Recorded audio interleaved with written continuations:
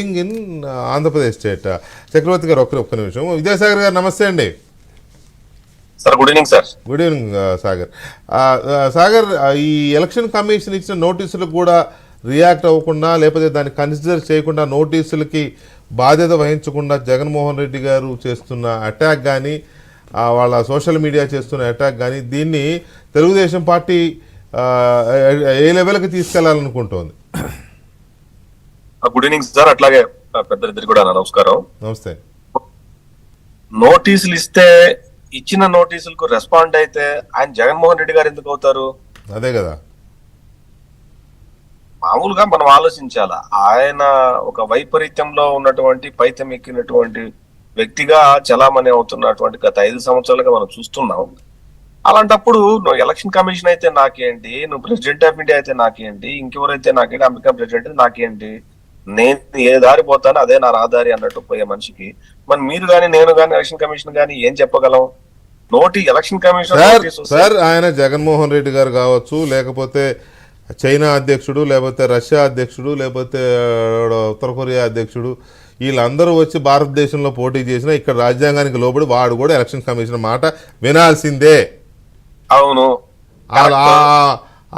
దాన్ని ఏమంటారు, ఆ తత్వం బోధపడట్లేదు ఎందుకో జగన్మోహన్ రెడ్డి గారికి కొంతమందికి. అది ఇంకా important. Ignorance of law is no excuse, అంతేనా?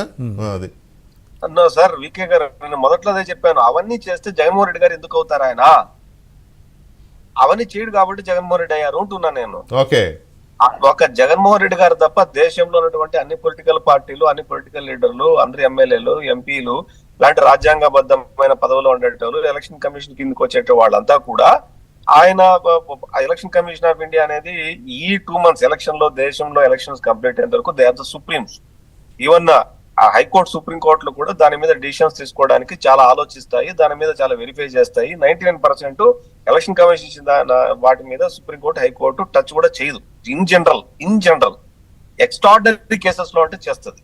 అటువంటి పరిస్థితుల్లో మీరు ఇందాక ఐఏఎస్లు, ఐపీఎస్లు ఎవరైతే 24 మంది ఉన్నారో, మన రాష్ట్రంలో దగ్గర 96 మంది ఉన్నారండి. 96 కన్ఫర్మ్డ్ ఐఏఎస్ కాకుండా చెప్తున్నా, 96 ఉన్నారు ఐపీఎస్లు, ఐఏఎస్లు అంతా కలిపి. కన్ఫర్మ్డ్ వాళ్ళు చాలా మంది ఉన్నారు. పెట్టిన సంతకాలు ఎన్ని సార్? 22, 24 పెట్టారు. మిగతా వాళ్ళంతా ఎందుకు పెట్టలేదు? బిగ్ క్వశ్చన్ అది.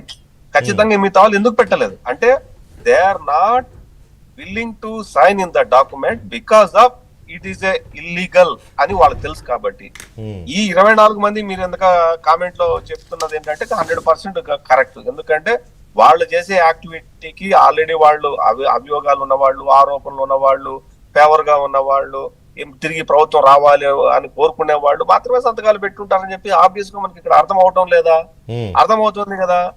అందుకోసం దేశంలో అన్ని రాష్ట్రాలు వేరయ్యా, కానీ జగన్మోహన్ రెడ్డి పరిపాలన ప్రభుత్వం వేరయ్యా. ఇంతే సూత్రం. ఇక్కడ ఈ సూత్రానికి చెక్కు పెట్టాల్సిండేది మాత్రం ఖచ్చితంగా ఎలక్షన్ కమిషన్ ఆఫ్ ఇండియా.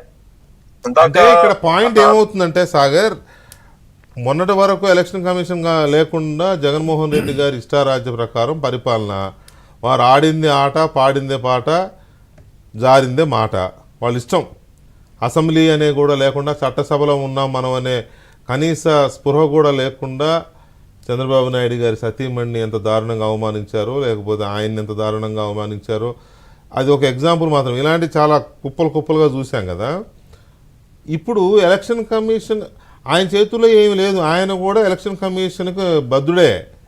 ఇప్పుడు కూడా ఏమీ చేయలేకపోతే అంటే ఇంకేదో చేయాలని నేను అనట్లేదు, కానీ ఎలక్షన్ కమిషన్ యాక్షన్లో చక్రవర్తి గారు చెప్పినట్టు విక్రమ్ గారు కూడా అదే అన్నారు. నేను జగన్మోహన్ రెడ్డి తప్పు పట్టిన ఈ విషయంలో ఎలక్షన్ కమిషన్నే తప్పుపడతామని.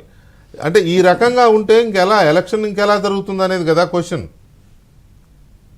నో ఈ విషయంలో నేను ఎలక్షన్ కమిషన్ ఇప్పటి వరకు యాక్షన్ చేసిన దాని మీద నా పర్సనల్ గా ఐఎమ్ సాటిస్ఫైడ్. ఎందుకంటే ఆరోపణలు వచ్చినటువంటి ఆఫీసర్స్ అందరినీ బదిలీ చేసింది, వాళ్ళు లూప్ లైన్ పంపించింది. నిన్న కూడా సిబిసిఐడి డీజీని ఆయన అస్సాం ఎక్కడికో పంపించినట్టు ఉంది. సో వాళ్ళ లిస్ట్ లో ఇంకా నాకు తెలిసినంత వరకు మనకి ఇంకా నోటిఫికేషన్ రాలేదు, ఎలక్షన్ నోటిఫికేషన్ రాలేదు.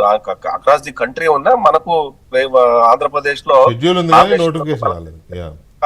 రాలేదు. సో ఇంకా చాలా మనకు టైం ఉంది. వాళ్ళు అబ్జర్వేషన్ చేస్తుంటారు. ఖచ్చితంగా కేంద్ర ప్రభుత్వం నియమించినటువంటి ఐఆర్ఎస్, ఐఏఎస్, ఐపీఎస్ వీళ్ళకి సంబంధించినటువంటి అబ్జర్వర్స్ ఎవరైతే ఉన్నారో వాళ్ళు 2-3 రోజుల క్రితమే వచ్చినట్టు ఉన్నారు. Let them take opinion, let them observe the things. ఈ రాష్ట్రంలో జరుగుతున్న పరిణామాల మీద వాళ్ళకు నివేదిక ఖచ్చితంగా ఇస్తారు. ఇచ్చిన తర్వాతే రాష్ట్రంలో ఏం జరుగుతుంది దాని మీద ఫర్దర్ యాక్షన్స్ ఖచ్చితంగా ఉంటాయి. మేము అనుకోవటం చాలా మంది, ఈ 24 మందిలో చాలా మంది వాళ్ళు పక్క రాష్ట్రాలకు పోవటమా, సస్పెండ్ చేయటమా, లేకపోతే విధులకు దూరం పెట్టడమా, ఏదో ఒకటి అయితే ఖచ్చితంగా జరిగి తీరుతుంది అనుకుంటాము. ఆల్రెడీ యాక్షన్ స్టార్ట్ అయిందనే మేము అనుకుంటాం చాలా వరకు. సో యాక్షన్ స్టార్ట్ అవ్వడం అంటే మీరు తెలుగుదేశం పార్టీ అధికారంలో ఉన్నప్పుడు కూడా ఎలక్షన్ కమిషన్ ఎలక్షన్ల ముందు వైసీపీ వాళ్ళు కంప్లైంట్ చేశారని చీఫ్ సెక్రటరీని మార్చారు, డీజీపీని మార్చారు.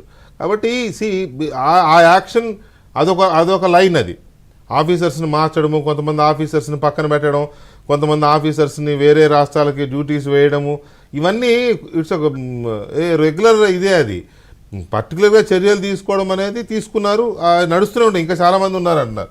కానీ ఒక చీఫ్ మినిస్టర్గా, పీపుల్స్ రిప్రజెంటేటివ్గా ప్రజల్లోకి వెళుతూ ప్రచారం చేస్తూ ఈ రకమైన మడ్ స్లెడ్జింగ్ జరుగుతోంది కదా ఇతర పార్టీల మీద, పైగా వ్యక్తిగతంగా ఆయన మాట్లాడితే ముందు మాట్లాడేది ఏంటి, 3 పెళ్ళాలి అంటాడు పవన్ కళ్యాణ్. ఆయనకి ఎందుకండి, ఎంతమంది పెళ్ళాలి? అయితే జనానికి ఇప్పుడు 10 సార్లు చెప్పావు చాలా. ఎలక్షన్ నిబంధనలు ఉన్నాయి, అలాంటి వ్యక్తిగత విషయాలు మాట్లాడొద్దని చెప్పిన అవే మాట్లాడతాడు ఆయన.